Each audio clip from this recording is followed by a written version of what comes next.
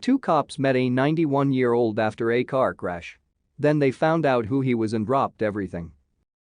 During the filming of the popular UK TV show Motorway Cops, police officers came across 91-year-old Bill Mountfield. The nonagenarian was attempting to change a tire on his vehicle following a collision with a truck. When the cops heard about his story, though, they dropped everything to help him out. On-duty officers Doug Lofthouse and Dale Anderson were called out to attend an accident on the M62 highway in northern England. When the pair arrived, they discovered that the driver of the car, Bill Mountfield, had been in a collision with a truck. Consequently, the old man's car was badly damaged. Mountfield was insistent that all he needed to do was change the tire on his car. He was carrying a spare with him, he explained. However, when the officers went to check the condition of his vehicle, they discovered that the situation was more serious than Mountfield realized. In fact, the side of his car was buckled and not fit to drive. This wasn't about to stop Mountfield, though, and he tried to reason with the officers as vehicles flew by on the highway. He told them that, if he could just get his car moving, he would have it repaired once he reached Holland. Mountfield said he was headed to the ferry docks to travel across to mainland Europe. However, this wasn't enough to placate the officers. While sympathetic to the old man's plight, they remained unmoved. Police Constable Anderson said, "He's maybe from a generation which thinks, it'll physically work, it'll do. Unfortunately, we've got a responsibility to make sure that what he's doing is going to be as safe as possible for everyone else." Yet Mountfield was clearly agitated and desperate to get moving again after his forced stoppage. He even refused the offer of a lift home, wanting to keep on going to the port of Hull instead. Aware of the need to get him away from the fast-moving traffic, the officers put Mountfield in the back of their vehicle while they tried to discuss his options with him.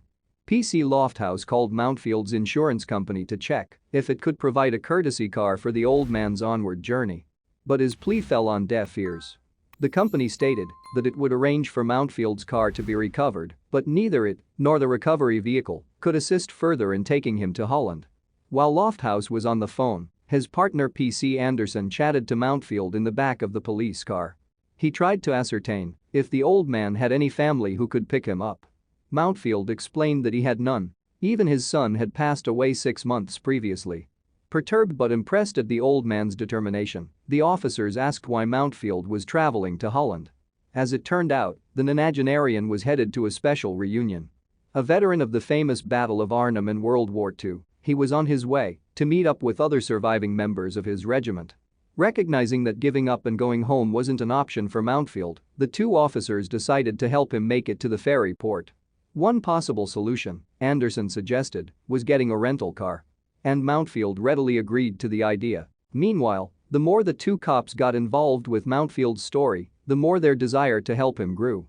Explaining what it was about the war veteran that resonated with him, PC Lofthouse said, "His determination, his courage, his grit, really. He wanted to get to Hull, he had to get on that ferry. There was no other way around it really. However, there was a problem, and a difficult one at that. You see, there aren't that many rental companies willing to loan a car to a 91-year-old traveling overseas for 5 weeks. And with Mountfield's ferry departure fast approaching, there wasn't much time to figure out if it was going to be possible." Despite concerns over whether any companies would loan Mountfield a car, the officers decided to push on with the plan. The war vet's car was full of supplies for his trip, so officers transferred his things to their patrol car. In fact, he was carrying so much stuff they needed to call in another vehicle.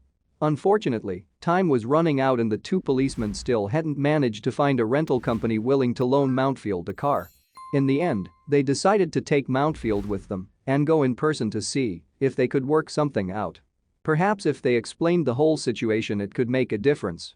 So the trio made their way to a hire car company where the cops explained their predicament to a staff member face to face rather than through a call center. And their persistence paid off. Moments later, the company agreed to loan Mountfield a vehicle. All that was left to do, then, was to transfer Mountfield's considerable supplies from the patrol car to the hire car. Moreover, thanks to the two policemen's extensive efforts, Mountfield was able to make his ferry departure in time. And PC Anderson was delighted. If we can't do things for people who have given so much of themselves, when the opportunity presents itself just to help people, it was very little what we did for Bill, but it made a difference to him, he reflected. Understandably, both officers were left with a great respect for Mountfield. The war vet had not veered from his plan to see his old comrades, even in the face of seemingly insurmountable obstacles. In light of his service to his country, the officers were pleased they were able to help him fulfill his goal. Tragically, the story has a bittersweet ending. Mountfield arrived in Holland and was able to attend the regimental reunion, but sadly he died during his stay. But although he passed away, at least he did so in the company of the only family he had left, his brothers in arms. Unsurprisingly, Mountfield was well loved by his old comrades. A blog post from one old colleague read, "Uncle Bill died in Arnhem last week." At the age of 91 he died in the city that remained central for the rest of his life, where he fought so hard and lost many comrades. Bill, I salute you. Funnily enough, the post also referenced another one of Mountfield's common habits when he visited Arnhem. In essence, the war vet always brought plenty of British food with him, potato chips in particular. And it was these supplies that the officers had moved into his hire car back in England before he left his country for the very last time. Thank you for watching this fantastic story. Please tap one of the 2 videos on your screen for another amazing Wonder Stories.